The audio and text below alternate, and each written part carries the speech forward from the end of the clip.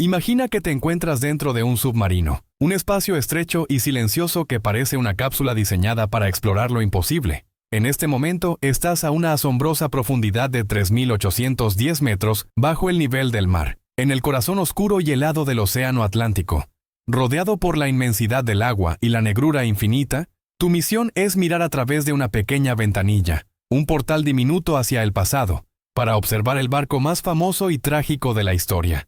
El Titanic, el legendario transatlántico, yace inmóvil, su esqueleto de acero descansando sobre el lecho oceánico desde hace más de un siglo. En el exterior de tu sumergible, la luz tenue revela barandillas oxidadas cubiertas de algas y corales que parecen una amalgama de vida y muerte. En cada rincón del naufragio, los pasillos ahora vacíos cuentan historias de lujo y tragedia, de cómo los ricos y poderosos de una época pasada se movían en este símbolo de grandeza que sucumbió a su propia vulnerabilidad. Mientras observas, es imposible no sentir una mezcla de asombro y melancolía. Pero de repente algo interrumpe la calma de este momento introspectivo. La luz dentro del submarino comienza a parpadear, una señal perturbadora que despierta el miedo. Es solo cuestión de segundos antes de que la presión aplastante del océano se imponga. La cápsula, incapaz de resistir la fuerza colosal de las aguas profundas, se comprime con un crujido ensordecedor. La tragedia ocurre tan rápido que ni siquiera tienes tiempo de procesar el terror antes de que todo termine. Este tipo de desastres, aunque infrecuentes, son un recordatorio de los riesgos inherentes a los viajes en submarinos. Las profundidades del océano no perdonan errores, y las fallas técnicas, por insignificantes que parezcan, pueden desencadenar resultados devastadores. El 15 de agosto del año 2000,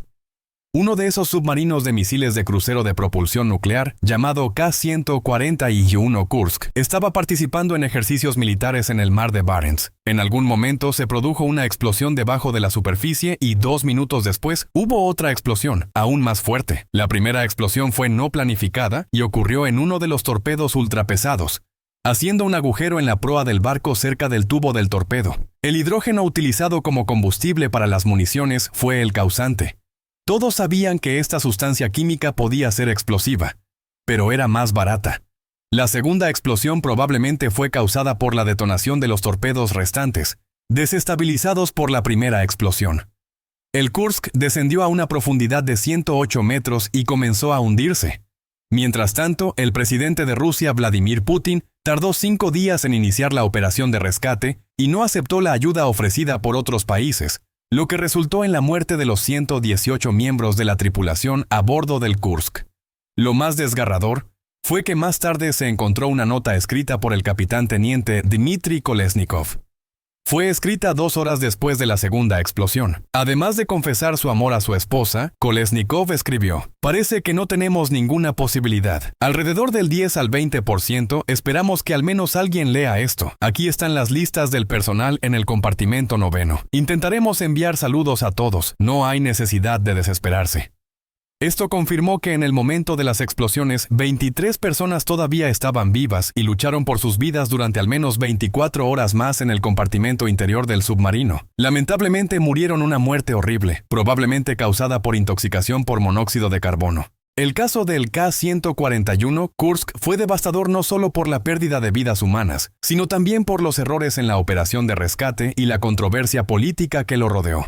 En los días posteriores al incidente, varias naciones ofrecieron ayuda, incluyendo Noruega y el Reino Unido, que contaban con tecnologías avanzadas para rescatar a submarinos hundidos. Sin embargo, las autoridades rusas rechazaron inicialmente estas ofertas, posiblemente debido al orgullo nacional o al deseo de proteger información clasificada sobre las capacidades militares del Kursk. Cuando finalmente permitieron la intervención extranjera, ya era demasiado tarde. El submarino estaba en el fondo del mar, inclinado en un ángulo pronunciado y con los compartimentos destrozados, lo que dificultó cualquier intento de rescate.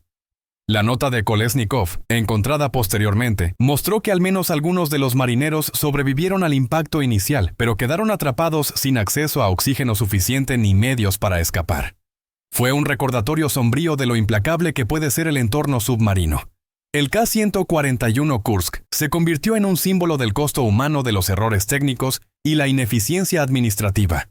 Su hundimiento desató una oleada de críticas tanto dentro como fuera de Rusia, con muchas preguntas planteadas sobre la seguridad de los submarinos de la era soviética y las prioridades del gobierno en momentos de crisis. El incidente del submarino USS Scorpion, SSN 589, ha estado envuelto en misterio y secretos durante más de 56 años, y sigue siendo uno de los episodios más enigmáticos en la historia de los submarinos. Este submarino era especial, un buque militar de primera clase diseñado para moverse a velocidades increíbles y pasar desapercibido para el enemigo. El Scorpion, más antiguo que el Thresher, estaba entre los primeros submarinos propulsados por energía nuclear. Con una longitud de 76 metros, estaba equipado con un reactor nuclear Westinghouse S5OV que producía 11.000 kilovatios de energía, permitiéndole moverse a una velocidad aproximada de 61 kilómetros por hora. En 1968, el Scorpion estaba en una misión importante en el Océano Atlántico. No se sabe exactamente en qué consistía, ya que toda la información relacionada con el submarino se considera ultrasecreta. Lo más probable es que estuviera involucrado en operaciones de espionaje e interceptación de un grupo de operaciones marítimas soviéticas ubicado al suroeste de las Islas Canarias, frente a la costa de África. También se cree que el Scorpion pudo haber estado midiendo las características acústicas de los barcos de la OTAN en la región. El 20 de mayo de 1968, las familias de los marineros esperaban ansiosamente el regreso del Scorpion al puerto. Sin embargo, no llegó a tiempo. Algunas personas esperaron hasta la noche, pero los marineros no regresaron. Al día siguiente, el 21 de mayo, la tripulación del Scorpion se puso en contacto por radio e informó que la misión estaba tardando más de lo planeado. Indicaron que el submarino estaba a 402 kilómetros al suroeste de las Azores y que regresarían el 27 de mayo. Este fue el último mensaje recibido del Scorpion, después del cual desapareció. El Scorpion fue localizado por última vez a 644 kilómetros al suroeste de las Azores. El operador de radio que anteriormente había estado en contacto con el submarino se sorprendió cuando capitanes y almirantes de alto rango visitaron su lugar de trabajo en persona. Continuaron susurrando entre ellos y advirtieron a todos sus subordinados que la información sobre la desaparición del Scorpion no debía difundirse, ya que comprometería significativamente el estatus del ejército estadounidense y expondría su misión de espionaje. 5 días después de la desaparición, se dio a conocer públicamente que el Scorpion había desaparecido, pero la Marina no proporcionó ninguna información sobre lo que había sucedido exactamente con los 99 miembros de la tripulación a bordo.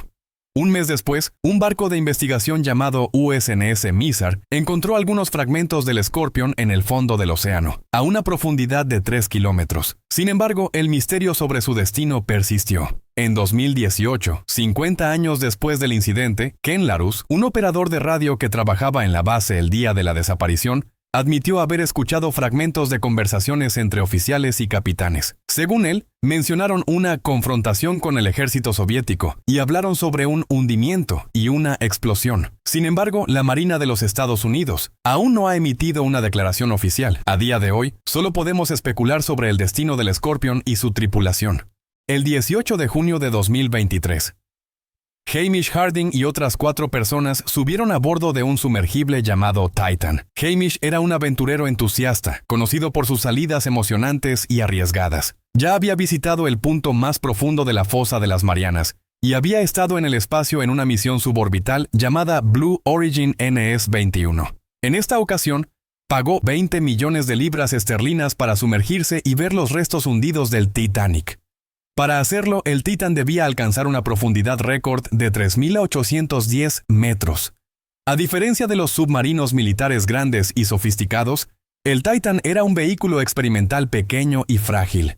Estaba diseñado para albergar a un máximo de 5 personas, no tenía asientos y los pasajeros tenían que sentarse en el suelo. Curiosamente, el sumergible era controlado mediante un mando de videojuego modificado. Además, como operaba en aguas internacionales, el Titan no estaba sujeto a regulaciones de seguridad ni certificado como apto para navegar por ninguna autoridad reguladora. Sin embargo, esto no disuadió a Hamish ni a los otros pasajeros, ya que el Titan ya había realizado 37 inmersiones anteriores al Titanic sin incidentes.